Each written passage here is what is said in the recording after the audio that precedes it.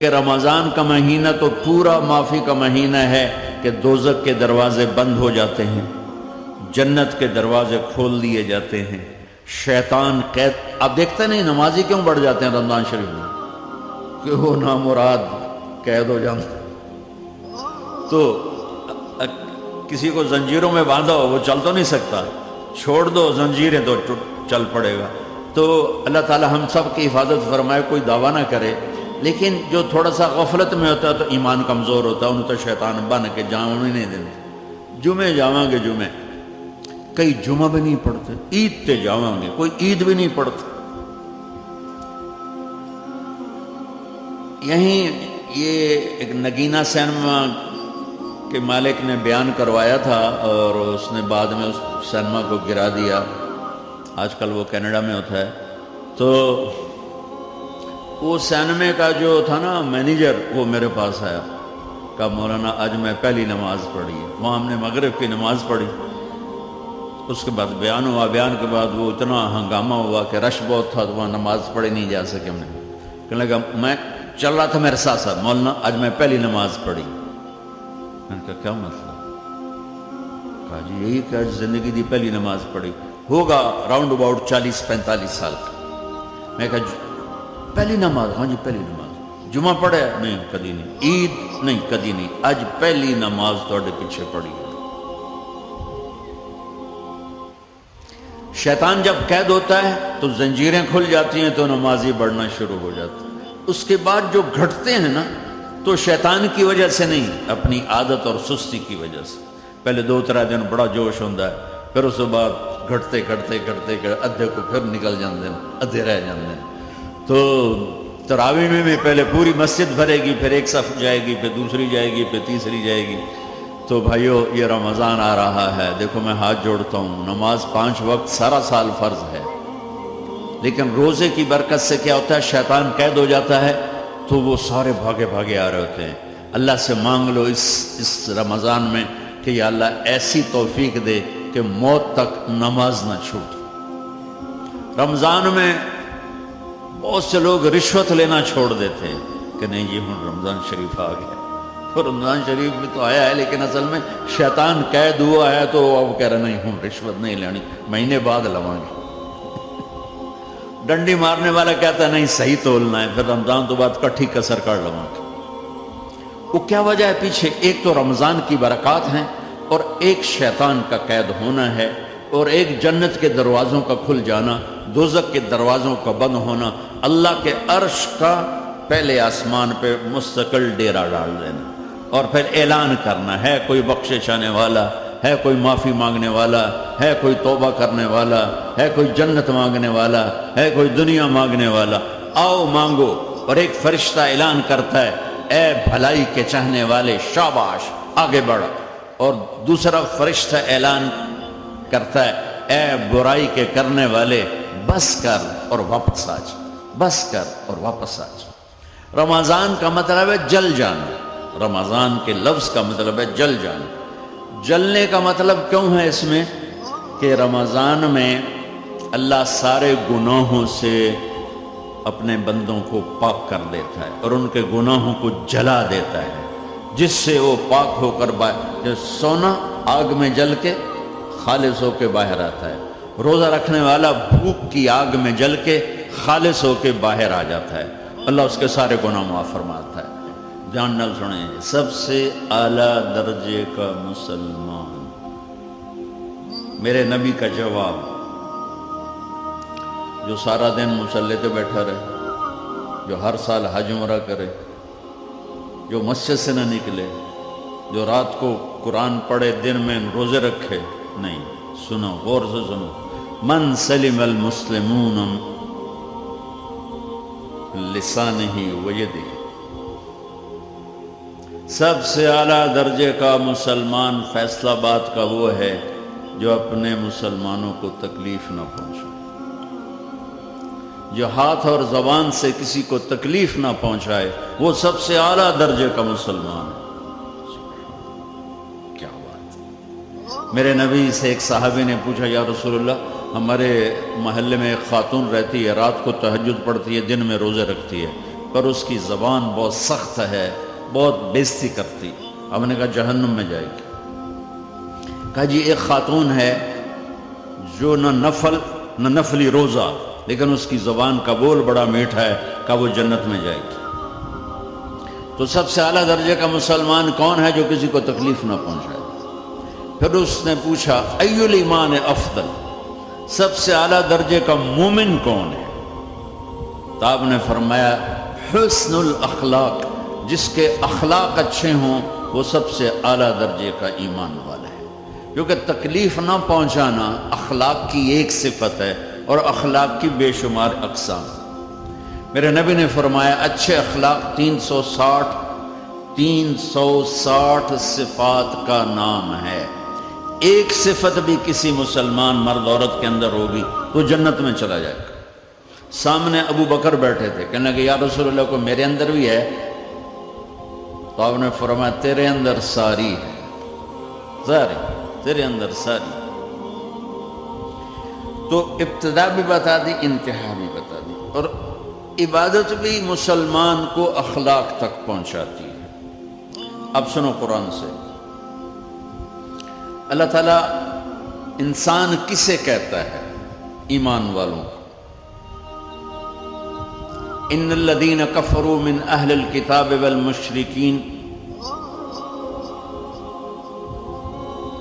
فی نار جہنم خالدین فیہا اولئک ہم شر البریہ۔ سب سے بدترین مخلوق وہ ہے جو اللہ کو نہ مانے، جو اللہ کے دین کو نہ مانے۔ آپ نے کہا وہ سب سے بدترین مخلوق۔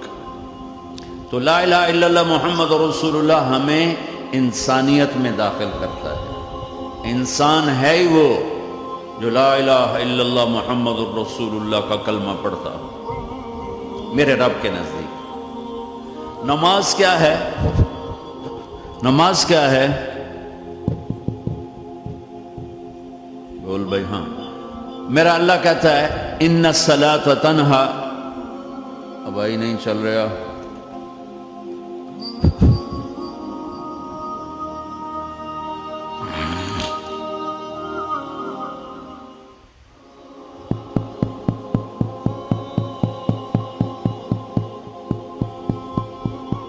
تھوڑی آواز ہے۔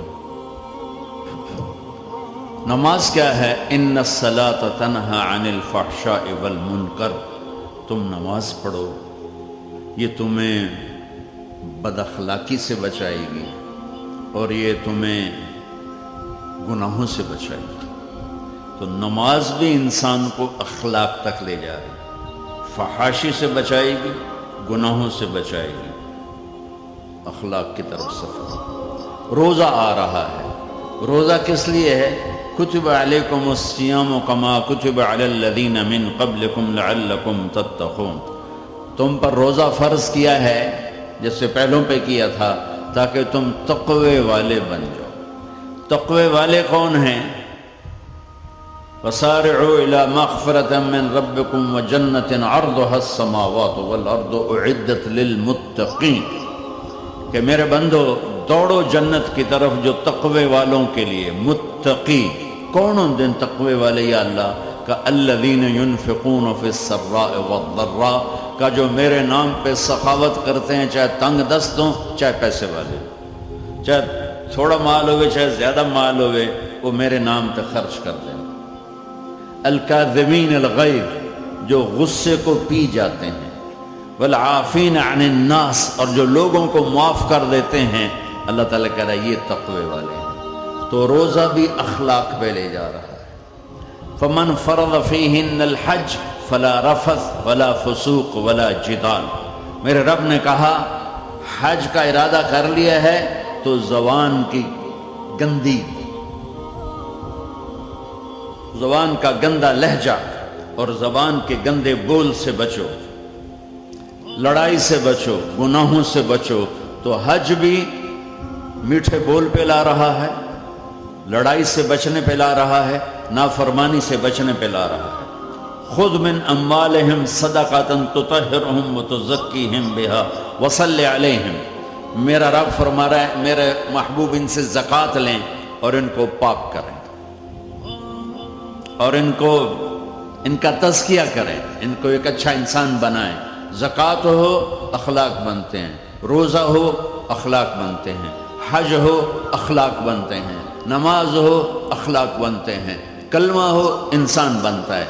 یہ اتنا زور کیوں دیا ہے اخلاق پر کہ میرے بھائیو، اچھا معاشرہ جو وجود میں آتا ہے وہ ایک دوسرے کو معاف کرنے سے وجود میں آتا ہے۔ مسجد نماز کے لیے ہے، اور نماز ایک انفرادی عمل ہے جو کر کے میں گھر چلا جاتا ہوں، دفتر چلا جاتا ہوں، پڑھوں نہ پڑھنے کا گناہ مجھ پر، پڑھنے کی نیکی مجھ پر۔ لیکن اگر میرے اخلاق برے ہیں، روزہ میری چیز ہے، رکھوں اجر، نہیں رکھوں پکڑ، زکوٰۃ دے دوں اجر نہ دوں پکڑ، حج کر لوں اجر نہ کروں پکڑ، صرف میری ذات سے کہ گرد ہے، نماز بھی، روزہ بھی، حج بھی، زکوٰۃ بھی۔ لیکن برے اخلاق جتنا معاشرے میں میرا اثر ہے وہاں سب تباہی پھیلا دیں گے، اور اچھے اخلاق جتنا معاشرے میں میرا اثر ہے وہاں خوبصورتی کو پھیلا دیں گے۔ عبادت چھپ جاتی ہے۔ میں نے فجر پڑھی ہے کہ نہیں پڑھی آپ کو پتہ ہے؟ بولو، آپ نے پڑھی ہے یا نہیں پڑھی؟ مجھے کوئی پتہ ہے نہیں ہے۔ لیکن یہاں بیٹھ کے اللہ نہ کرے میں فرقہ واریت کی بات کروں، آپ سب کو پتہ چلے گا کہ نہیں چلے گا کہ مولوی اگلا رہے ہیں؟